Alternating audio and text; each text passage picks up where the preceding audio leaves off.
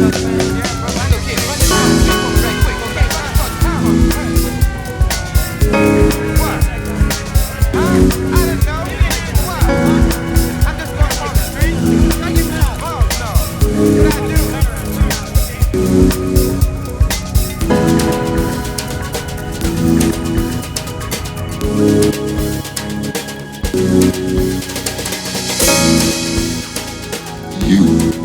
are watching Roll a Mile in My Shoes TV.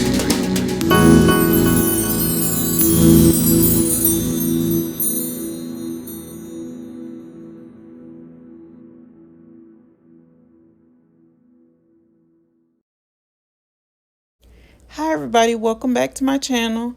Please go and watch part 1 of this video so that you can be caught up and then come back and watch this video.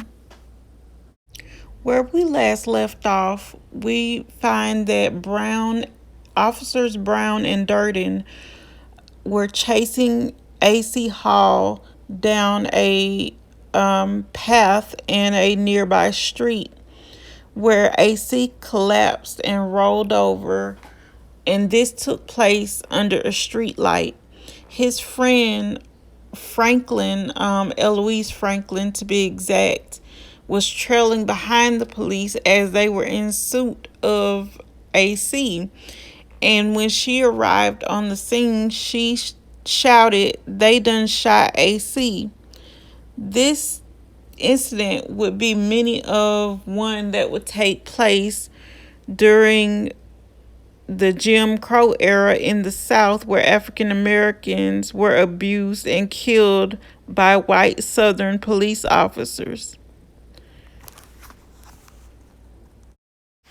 Unlike many other cases that occurred during the Jim Crow era in the South, where African American men were being abused by white police officers, these two police officers were suspended pending an investigation.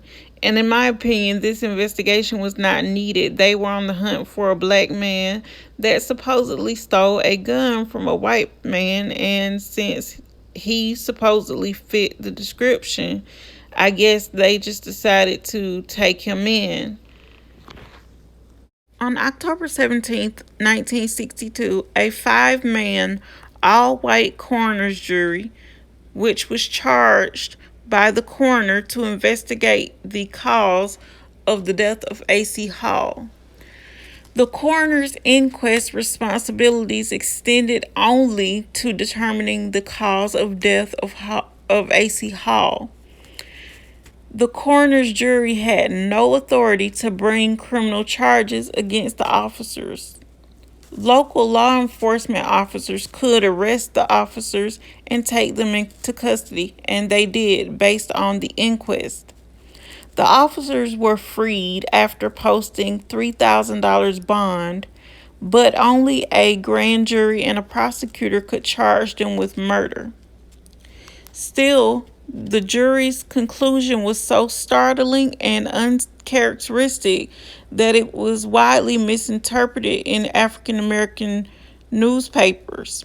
The headline reads, "Two Macon police officers charged with the murder and slaying of youth 17," said an enormous front page headline in the Atlanta Daily World.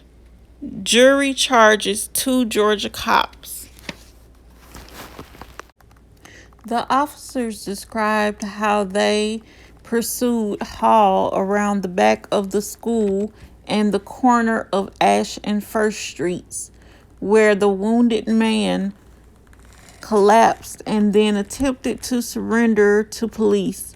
After calling an ambulance to assist Hall, and after securing the scene, the officers searched the area for the weapon, and they could not find one because, as we all know, this is another classic case of an officer who was sworn to protect and serve, saying that he or she feared for their life, of course, or that the suspect, which is the African American man in this case was reaching into his pocket and they thought he was going to pull out a gun. But if they pursued this man to the back of a school, which I'm sure there were no lights back there at that time, because you have to remember this is the 1960s, so of course they're not going to have lights on the back of a school, and if they did, they certainly probably weren't turned on.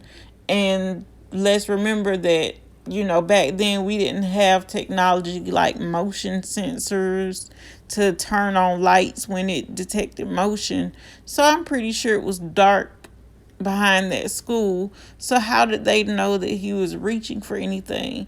And let's be honest, if any black men are listening to this, what are you going to do when you see some police officers roll up on you, knowing that, you know, white police officers are, more prone to shoot African American men?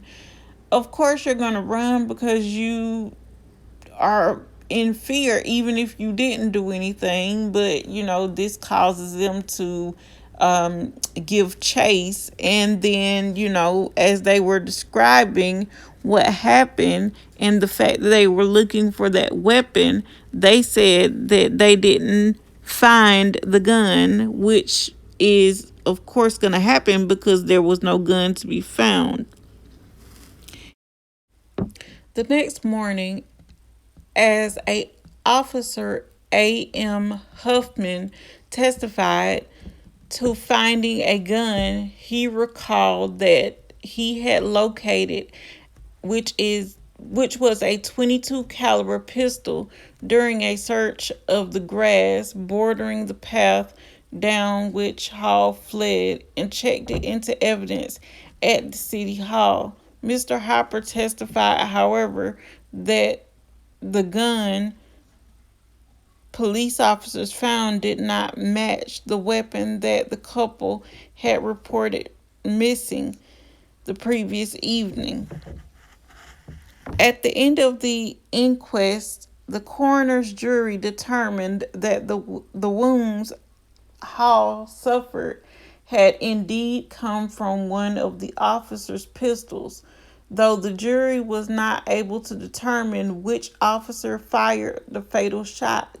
It was rare for all white panels in the Jim Crow South to find that white police officers had acted not in self-defense, which is what they probably, were going to and ultimately did claim at the end of the case, that they acted in self-defense and were in fear for their life.